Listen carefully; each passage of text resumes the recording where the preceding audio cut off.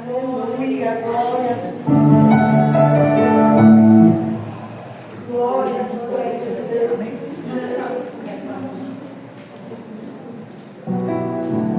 1 Coríntios capítulo 2.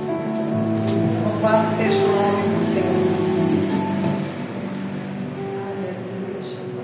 Eu, irmãos, quando fui ter convosco, anunciando-vos o testemunho de Deus, não foi com sublimidade de palavras ou de sabedoria, porque nada me propus saber entre vós, senão a Jesus e este crucificado.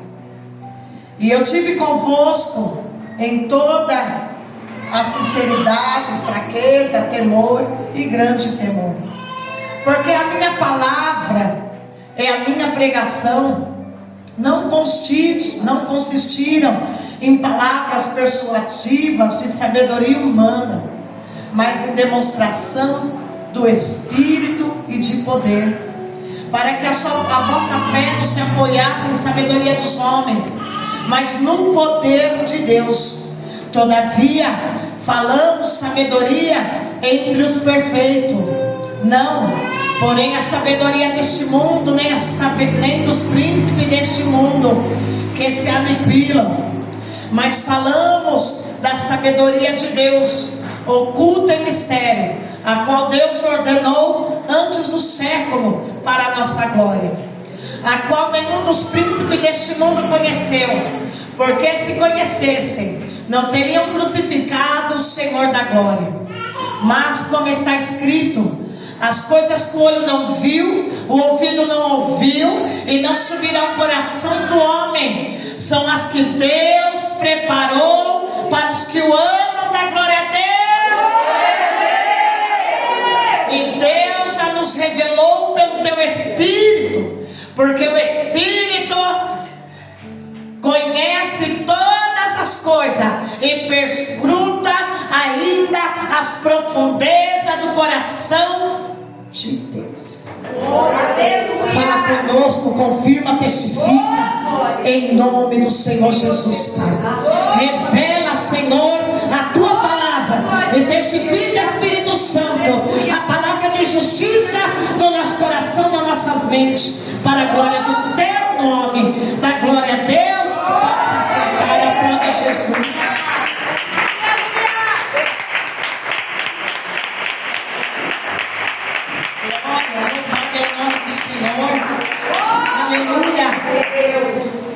Irmãos, que dia glorioso, há 2000 anos atrás. Hoje a palavra tremenda lá naquele monte, no monte, e os olhos dos irmãos cheios de lágrimas, alguns chorando quando nós falamos a real crucificação de Jesus. Aleluia. Quando nós falamos como é que foi verdadeiramente, que não é como nos filmes de Hollywood, não é como nos filmes, nos quadros pintados na Idade Média, né? Aquele Jesus loiro dos olhos azul, aquele galego, não era nada assim. E quando nós falamos da profundidade que foi aquele dia, e nós vamos entendendo, e nós vamos ali se envolvendo mais com aquele dia, e o nosso coração vai vivendo aquele dia. Aleluia. E hoje essa palavra nos nossos corações está falando de uma sabedoria humana, está falando de coisas terrenas, mas o apóstolo Paulo, ele escreve a carta para a igreja de Coríntios dizendo: quando eu tive com vocês, eu jamais falei de coisas terrenas, eu jamais falei da sabedoria no conhecimento do homem da terra, eu falei com vocês com a sabedoria humana que vem lá do céu. E as palavras não são técnicas da terra, não é para mexer com a emoção, com o psicológico humano, era o que Paulo estava falando.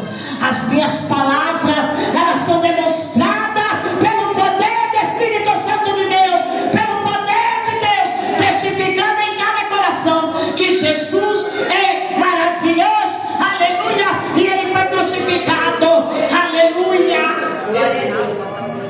Paulo estava falando de uma profundidade da crucificação. E ele vai indo na sua carta, na qual ele vai dizendo: ei, o que eu falo com vocês é muito mais profundo acerca da crucificação. Aquilo que o olho não viu, aquilo que o ouvido jamais ouviu, aquilo que mente nenhuma desceu, ele imaginou, é o que Deus tem preparado, reservado para os que o amam. E Deus nos revelou pelo Espírito de Deus, que sonda, que perscruta todo o coração do Altíssimo, e nos testifica e nos revela. Aleluia. Bispa, mas esta palavra, com a ligação profunda com Cristo, com esse dia, tudo, igreja. Porque quando o apóstolo Paulo fundou esta igreja, e depois ele viajou, a segunda viagem missionária dele, Paulo mandava a carta para esta igreja, para falar para eles: não jamais esqueçam desse dia, o dia da crucificação. Porque a primeira vez quando eu fundei essa igreja, a primeira vez que eu estive com vocês, eu não falei outra coisa a não ser da crucificação. Glória a Deus, aleluia. Eu não falei outra coisa, somente este dia da crucificação. Oh, glória a Deus. E quando ele vai usar esse versículo, aquilo que o olho não viu, aquilo que o ouvido não viu, mente nenhuma imaginou, jamais desceu no nosso coração, não nem imaginava, Deus já tinha reservado. Sabe o que ele está dizendo? Deus já reservou todas as coisas para nós, a vitória para nós, aleluia. E a nossa vitória no dia de hoje se chama Jesus Cristo, que venceu a morte, que venceu o império das trevas, que venceu Satanás, e nos colocou numa posição de glória. Oh, Deus maravilhoso. E ele vai falar das profundezas desse dia. E a crucificação de Cristo já estava no coração de Deus, já estava no coração do Senhor, e começou, sabe aonde? No jardim do Éden. Deus já tinha declarado no jardim do Éden o dia da crucificação. Abra sua Bíblia comigo em Gênesis capítulo 3. E quem achar pode ler numa voz alta, bem audível, porque hoje é noite de mistério. Hoje é noite do nosso coração se alegrar, se quebrantar e agradecer. Porque se não fosse o Senhor já ter decretado antes da criação do mundo, o que seria de nós? Capítulo 3.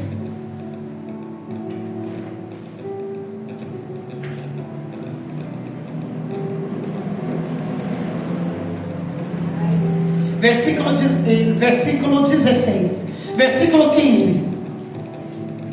Gênesis capítulo 3, versículo 15. Porém, inimizade entre você e a mulher, entre a sua descendência e os seus descendentes dela. Este lhe ferirá a cabeça, e você lhe ferirá o calcanhar. E tu lhe ferirás o calcanhar. Quando o homem peca, a morte entra. E juntamente com o homem, Romanos em diante vai dizer, Romanos capítulo 5, que todo homem pecou juntamente com Adão. E aqui está acontecendo o primeiro julgamento de Deus. E para quem? Para Satanás. Satanás estava sendo julgado aqui, o segundo julgamento dele, porque o primeiro começa lá no céu quando ele era um querubim. Quando ele levanta o montinho e leva a terça parte dos anjos a se rebelar para querer tomar o trono de adoração de Deus, Isaías capítulo 28 vai dizer que então Deus lança ele sobre a terra. E ele fica sobre a terra. E ele toma conta da terra. Daí você conhece que com a terra é destruída e depois Deus vai reconstruir, e Deus está ali formando a terra. Deus planta o jardim, cria o homem, coloca o homem no jardim, e agora, pela tentação do adversário, o homem agora peca contra a palavra de Deus, e agora ele abre, escancara uma porta, e a morte entra. Então agora Deus chega para visitar a terra na direção do dia, e Deus vê que o homem não está ali, e Deus vai chamar por Adão. Adão. Por que Deus chama? Porque Deus é um ser relacional. Deus ama a comunhão, Deus ama falar com você, Deus ama estar com você. Aleluia. Fala para o teu irmão, você é a companhia. Você é a companhia. Você é prioridade na companhia com Deus. Para Deus não interessa outra companhia a não ser a tua. Deus quer falar com você, Deus quer passear com você, Deus quer ter comunhão com você a todo momento. Aleluia. Deus tem prioridade pela tua amizade por você. Oh Deus maravilhoso. Adão, onde você está? Adão vai aparecer e Adão fala: me escondi. Por que você se escondeu de mim? Porque eu pequei, porque estamos nus. E Deus vai falar: quem falou para você que você está nu? Quem mostrou para você que você está nu? O que foi que você fez? Ali ele conta o que ele fez. Daí ele vai transferir uma responsabilidade para a mulher. Olha, a mulher que você me deu, ela me deu o fruto, eu comi. Deus chega para a mulher e fala: o que foi que você fez? E ela vai falar: ó, a serpente me enganou, me deu o fruto, eu comi. Há uma transferência de responsabilidade. E tudo ali o Senhor mostrando para nós que nós somos assim. Então agora Deus olha para a serpente, para aquele animal, e Deus vai falar: o que foi que você fez? Só que agora tem um detalhe quando você olha para esse versículo. Deus não está falando ali com aquele animal agora. Deus vai falar com o próprio Satanás. Deus vai fazer o primeiro julgamento. Deus cobre eles de pés, e Deus vai falar para a mulher: a partir de agora você vai ter dores de parto. O seu desejo vai ser com o teu marido. Você vai ser dominada agora. Deus está falando aqui no jardim do Éden: você é livre, mas agora não. E Deus vai olhar para a serpente agora, que é Satanás. Deus não está falando com o animal agora. Deus vai fazer um julgamento ali e dar a palavra da crucificação. Deus vai falar bem assim para a serpente: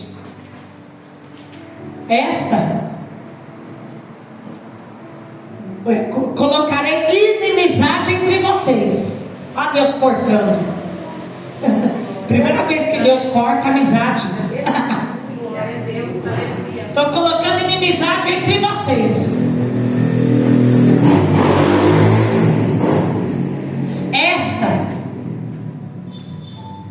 vai ter uma descendência que vai pisar na tua cabeça.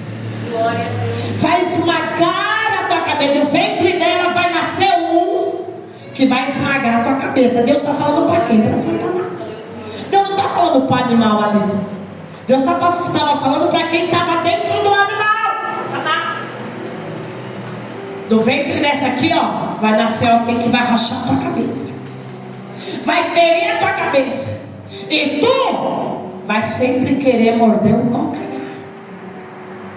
Por que não outro lugar? Porque você vai ter a cabeça rachada.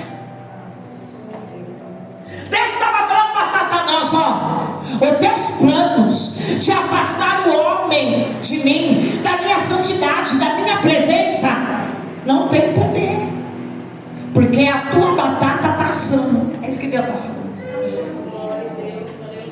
Vai nascer um do ventre dessa mulher que vai pisar na tua cabeça, e tu vai ter a cabeça rachada.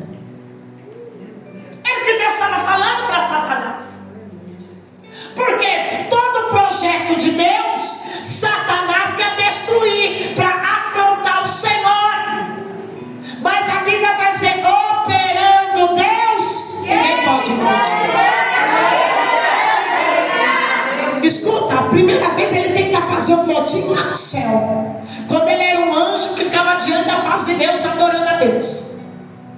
Se encontra orgulho nele e ele vai criar motim. É jogado na terra, saiu da presença, não adora mais. Mas agora ele fala: Deus está com um novo projeto, vou tentar destruir.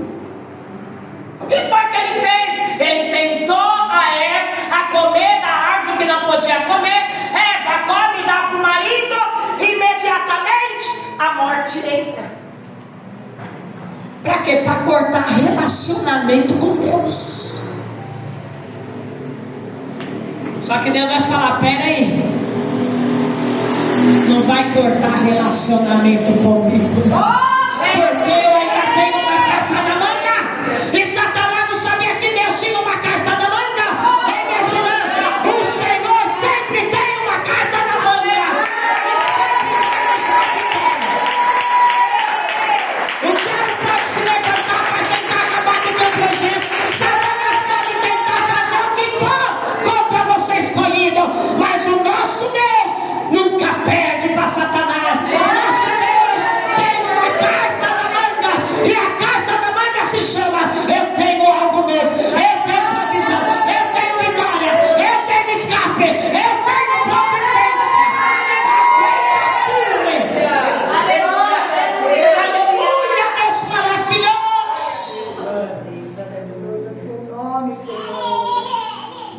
Toda vez que Satanás se levanta, porque Deus está preparando uma grande vitória.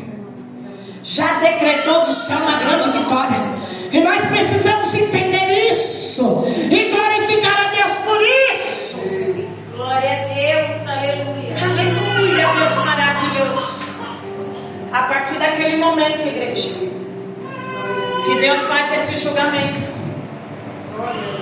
Deus vai olhar para o homem. Você já conhece a história. Deus continua o julgamento e Deus fala: do teu suor você vai ter que trabalhar. Você vai trabalhar duro sobre a terra. A partir dali, daí Deus expulsa o casal do jardim do Éden, coloca uma espada flamejante, um querubim na porta, e o casal nunca mais teve acesso à presença de adorador. Você acha que Deus, o projeto de Deus fale? Você acha que o projeto de Deus se perde? Você acha que é o fim do projeto de Deus? À primeira vista parece. Olha lá, Satanás Leviatã consegui acabar com a amizade deles com Deus. Consegui quebrar, separar os projetos, os relacionamentos. Satanás Leviatã lá fora expulso. Agora vou pintar e bordar na vida desse casal. Agora eles estão aqui na terra. Você consegue imaginar nesse dia Deus olhando e falando: mas tu não vai muito longe não, porque eu tenho uma carta. Glória a Deus, glória a Deus. Vai até onde eu permitir. Tu, Satanás, não vai passar desse limite. Irmãos, a coisa mais linda é quando você olha para a história.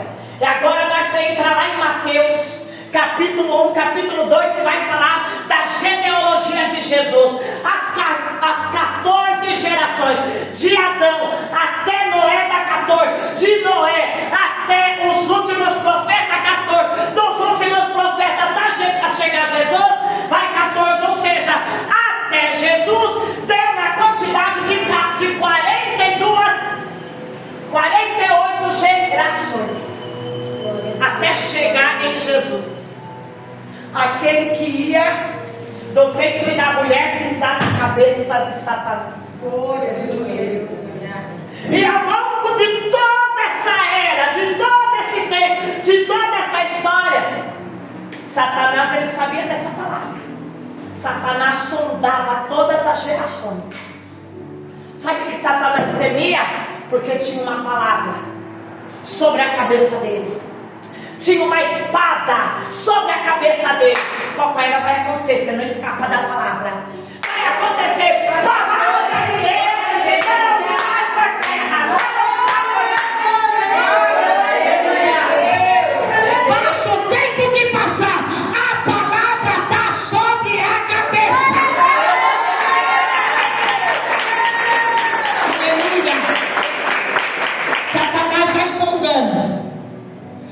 todas as gerações. Será que essa geração vai nascer um que vai pisar na minha cabeça?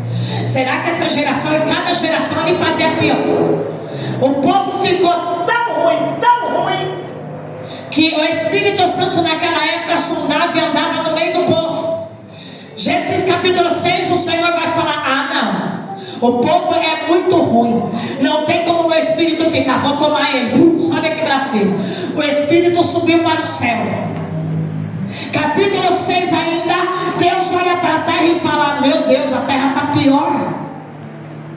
A maldade, a iniquidade, a corrupção. Satanás estava mostrando para Deus: olha o que eu faço com o teu projeto. Vou fazer eles serem pior, cheio de maldade, iniquidade. Para quê? Para afrontar a criação de Deus, o projeto de Deus. Deus fala: pera, eles é muito ruim, até seus pensamentos. Imagine você fazer um projeto com todo amor, um sonho, uma realização, e depois você vê que algo aconteceu e agora esse projeto quebrou, esse projeto não deu certo, e agora você fica como?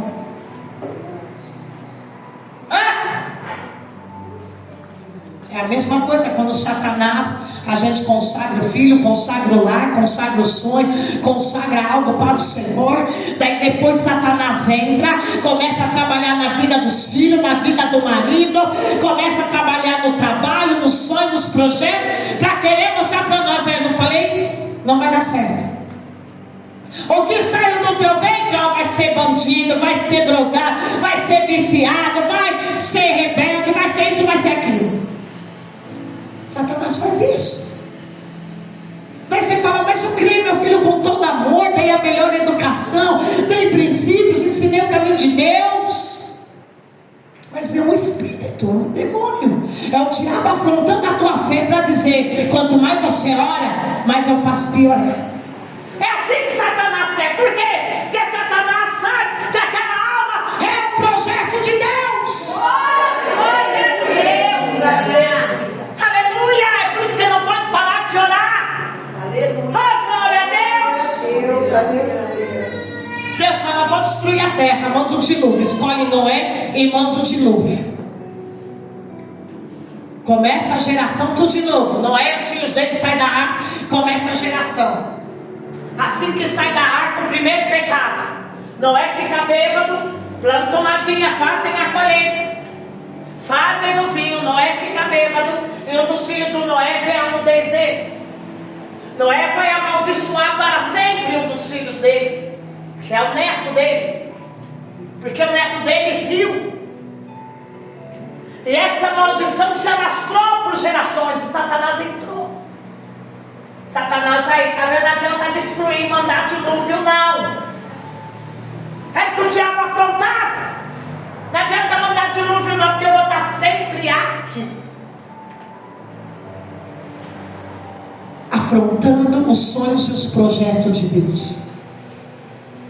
Vai passando. A segunda coisa que eles fazem é incesto.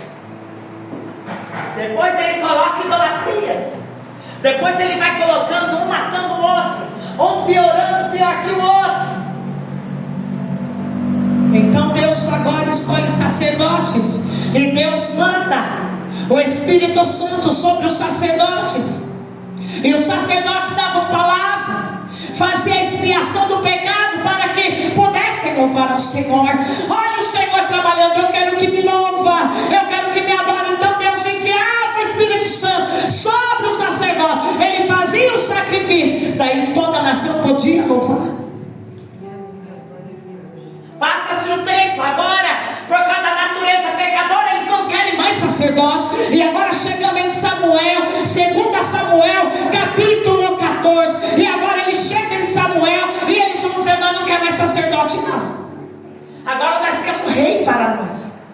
Escolhe um rei. Olha, tem ali o filho de fulano, chamado Saul, escolhe ele, nós queremos ele como nosso rei. E Samuel fala: se vocês não querem um sacerdote para orar, para interceder, para se sacrificar, para jejuar por vocês, olha que o rei é muito difícil. Vocês não sabem o peso já, tem que fazer um sacrifício, tem que jejuar muito. Nós não queremos mais isso não. A gente quer agora um rei para nossas vidas. E Satanás lá, instigando sempre a rebelião. Tira sacerdote. Sacerdote deixa vocês conscientes. Sacerdote da palavra profética. Sacerdote faz você jejuar. Tira sacerdote do caminho. Olha os projetos de Satanás.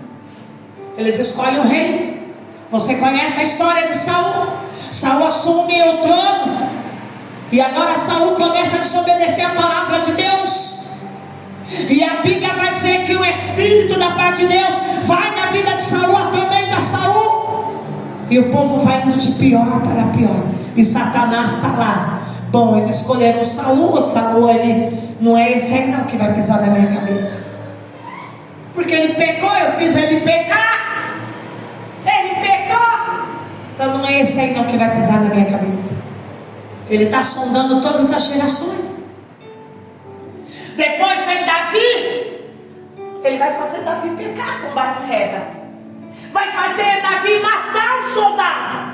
Ele não, também não é esse aí não, é ungido. Mas não é esse aí não que vai pisar na minha cabeça. Pecou. Todas as pessoas ele fazia pecar. Ele fazia o quê? Quebrar a palavra. E foi passando de geração em geração. Mas agora chegamos no Novo Testamento, e eles vão ficar 430 anos sem Deus se manifestar, sem Deus falar, sem Deus profetizar. E agora nasce o Salvador. Aleluia!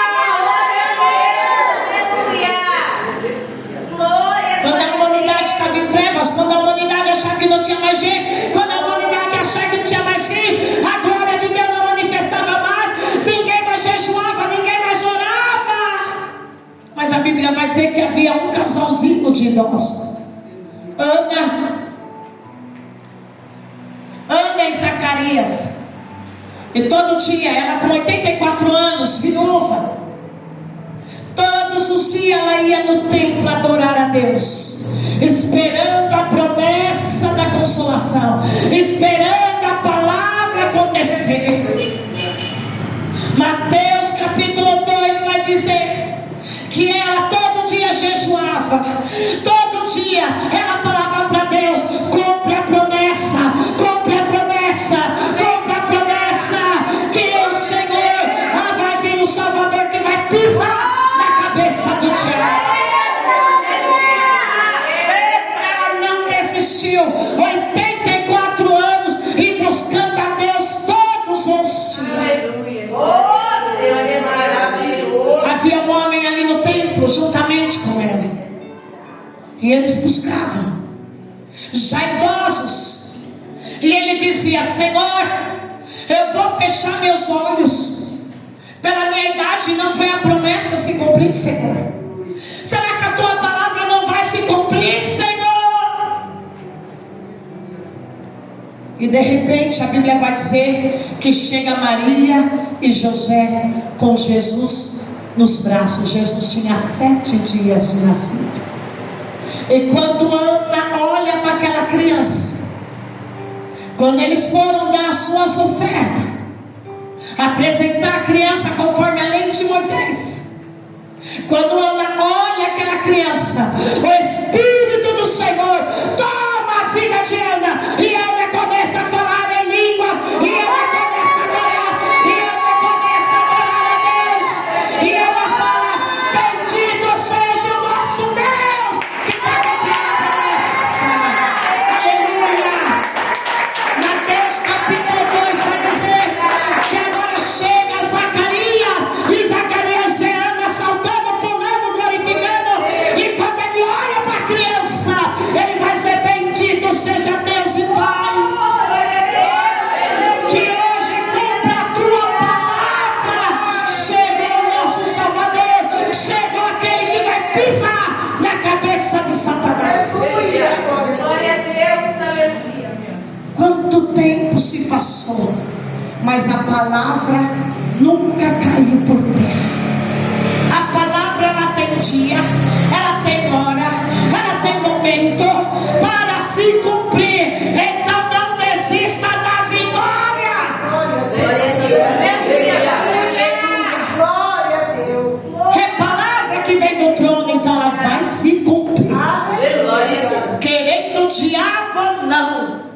vai se cumprir sobre a nossa vida. Agora você conhece a história? Quando Jesus vai para casa depois daquele dia, a Bíblia vai dizer que Maria e José não estão entendendo nada. Mas somente aqueles que estavam ali, ó, esperando pela palavra, é que entendiam o mistério. Glória a Deus, aleluia. Maria vai embora para casa. E depois você vê na história que 3 reis, cada um de um lugar da terra. Um da Índia, outro da Ásia e um do Oriente, praticamente da Etiópia, da África. 3 magos, quer dizer 3 reis. 3 sábios, homens estudantes daquela época. A gente fala mago, a gente acha que é pessoas espíritas, né? Naquela época se chamava de mago todas as pessoas que estudavam as estrelas, que estudavam as profecias, que estudavam o movimento da terra. Cada palavra de profecia, esses homens que tinham sobre a terra, eles estudavam. Fala, um da Índia, um do Oriente, na África, e um da Ásia. Olha que tremendo, não se conhecia.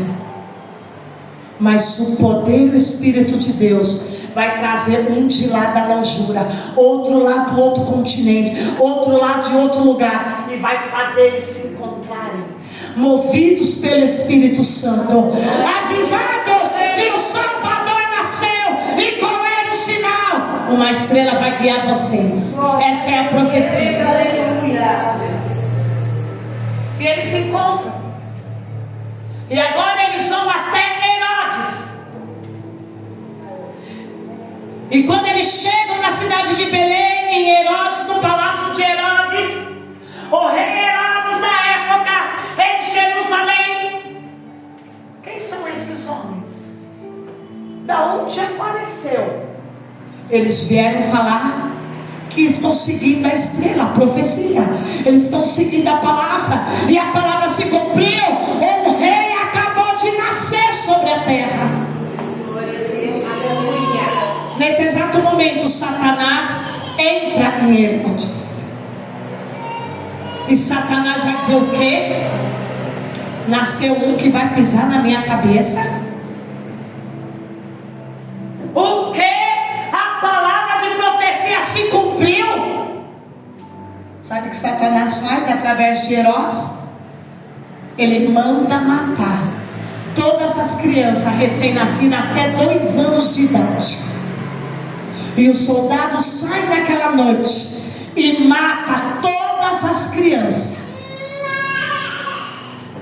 O mesmo Satanás que entrou em Faraó e mandou matar todas as crianças,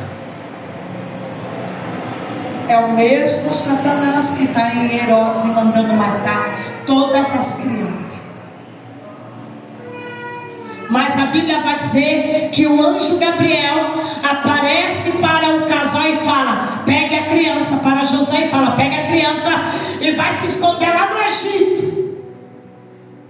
Só vão aparecer quando for o tempo determinado de Deus. José pega Jesus 7 dias apenas e vai embora com Maria. Vão morar no Egito.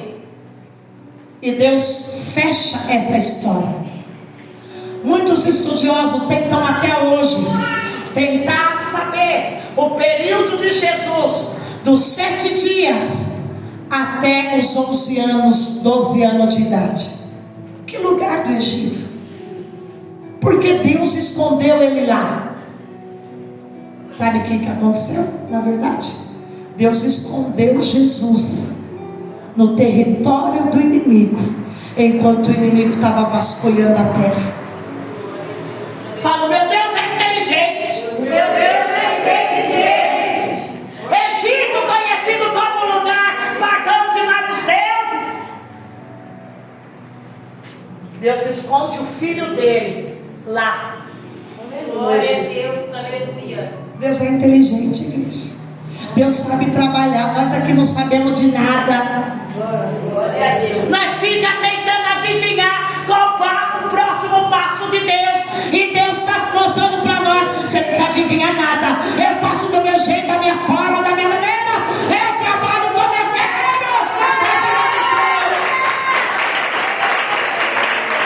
Aleluia, Deus maravilhoso. Deus esconde Jesus na terra do inimigo. Fica lá até 11 anos. Quando Herodes morre, assume outro, chamado Herodes Nicolau. Deus vai lá e fala para José: pode vir embora de volta, porque os teus inimigos já morreram. Vem embora. Vem embora, porque eu tenho uma grande obra. O tempo passa e Deus vai colocando a missão. O tempo todo o inimigo não conseguiu impedir. Agora Jesus, com 30 anos, começa o ministério dele. Primeira coisa que Jesus vai é no deserto. Fica 40 dias em jejum e oração. Quem aparece no deserto? Satanás. E Satanás, ele quer saber quem é aquele que vai pisar na minha cabeça. Ele achou que era João Batista, mas não foi João Batista. Ele agora solta Jesus sabendo que os planos de Deus estavam ali. E lá no deserto ele vai fazer a simples palavra. Ele vai jogar as palavras, porque é assim que ele faz. Ele: se tu é filho de Deus, você está com fome, não está? Na cabeça de Satanás devia ser mais um profeta. Ele acabou de usar a mulher do outro Herodes e a filha dela Salomé para matar a cabeça lá de João Batista. Ele: aquele profeta não é não. Morreu. Vamos ver se é esse aqui que apareceu agora. Pensa que cansativo para Satanás. Toda vez que surge um profeta, ele tem que sondar, distorcer as palavras para tentar adivinhar se era aquele. Que trabalho cansativo. Mas é assim que Deus faz com o nosso inimigo. Deus deixa o nosso inimigo se cansar.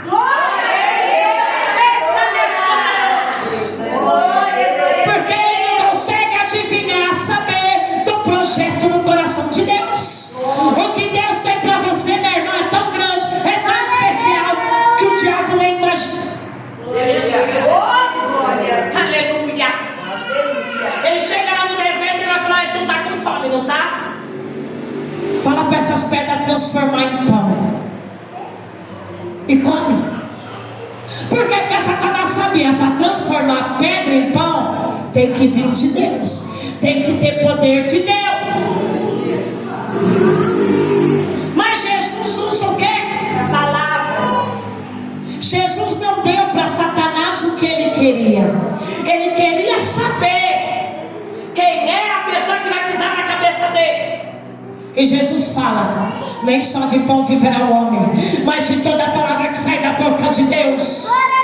Jesus usa a palavra. Ele sai, depois ele volta novamente, pega Jesus, leva Jesus em cima de um telhado, e ele fala: ó, as coisas estão difíceis, se joga daqui. Você quer usar a palavra para me derrotar? Eu também conheço a palavra. E olha que Satanás fala: se joga daqui, porque Deus vai enviar os anjos, como está escrito lá em Salmo 91. Eis que ele vai enviar os anjos dele, e não vai deixar você tropeçar em pedra, mas eles vão segurar na tua mão. Se tu é filho de Deus, fala para Deus enviar os anjos. Jesus vai usar a palavra em Deuteronômio capítulo 6. E Jesus vai falar: não tentarás o Senhor teu Deus. Glória a Deus, aleluia. Jesus está usando palavra, está dizendo: eu vou tentar Deus. Eu sei que Deus tem todo o poder para fazer o que ele quer. Satanás vai embora, depois ele volta de novo. Daí ele pega Jesus, mostra toda a riqueza da terra, mostra todos os reinos, num relapso de momento de minutos. Ele mostra toda a geração do mundo. E ele fala: se tu se prostrar, me adorar, eu vou te dar tudo. Tu vai governar sobre essa terra, tu vai ser rei dessa terra.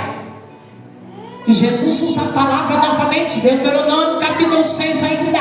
E Jesus vai dizer: ei, somente a Deus adorarás e somente a Ele servirás. Vai te retirar, Satanás, porque eu tenho palavra no coração.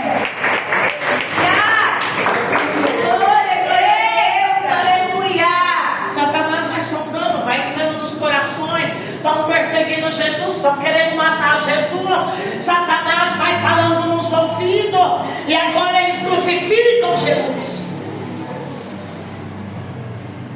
E quando para a história, para a humanidade, para tudo parece que é o fim, para Deus sempre é o começo de uma nova história. Glória a Deus, aleluia, Deus poderoso. Quando Jesus sai da cruz, crucificado e morreu, como foi nesse dia. Imagine Satanás lá. Igual no filme, né? Eu acho que não é esse aí não. Satanás usava as bocas das pessoas que estavam ali para dizer: ei, você não é o filho de Deus? Você não falou que é o rei, não é o Senhor? Desce da cruz. Porque Satanás estava falando: se ele tem poder, vamos ver se ele tem poder para descer da cruz. Satanás, ele usa as bocas para ficar te afrontando até o último. Quero ver se é Deus. Quero ver se é Deus na vida dela. Quero ver se é Deus na vida dele. Quero ver se Deus vai abrir a porta. Quero ver se Deus vai cumprir o que ele falou. Para testar o teu foco, a tua fé. Santo é o Senhor. Mas quando Jesus é colocado no sepulcro, que Satanás não imaginava, é que no terceiro dia, aleluia, Prepara aquele louvor, a terra estremeceu. Glória a Deus, aleluia. Deus sempre tem uma carta na manga para a tua história.